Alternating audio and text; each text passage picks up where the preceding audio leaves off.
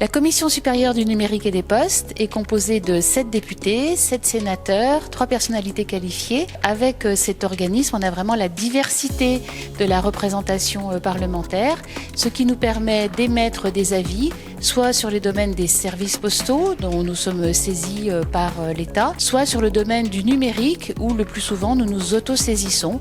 Et par exemple, là, c'est le thème de la souveraineté numérique. On a intitulé ce rapport souveraineté numérique, mais en fait, il s'agit d'autonomie et d'indépendance finalement stratégique. On pourrait qualifier finalement la souveraineté numérique à la capacité d'un État, d'une organisation, d'un ministère, d'un territoire à définir quelles sont les données pour lesquelles ils sont prêts à mettre en œuvre un cahier des charges beaucoup plus strict, beaucoup plus contraignant sur la protection des données. Finalement, la souveraineté numérique, c'est la capacité de chaque organisation à protéger ces données. Pas toutes, évidemment, mais celles qui sont les plus stratégiques. Nous pensons que les politiques publiques ne se traduisent pas uniquement par du législatif, par des lois, mais aussi par des budgets, l'affectation de moyens, par des questions de gouvernance et puis plus globalement par le contrôle de l'action gouvernementale par les parlementaires. L'idée de cet avis de la CSNP, c'était finalement d'auditionner un certain nombre d'acteurs.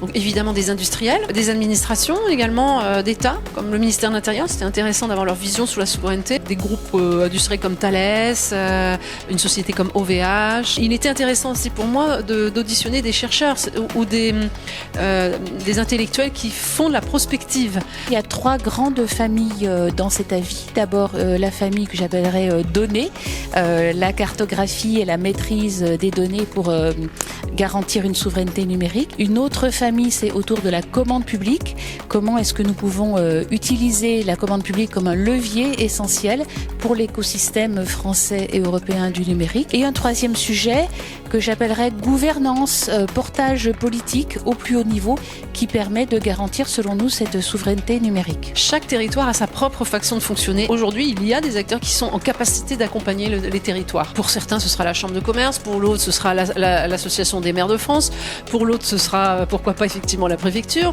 Un autre département, ce sera le syndicat départemental du numérique. Bien sûr, les intercommunalités qui jouent un rôle essentiel. Donc, en fait, tous les acteurs sont là.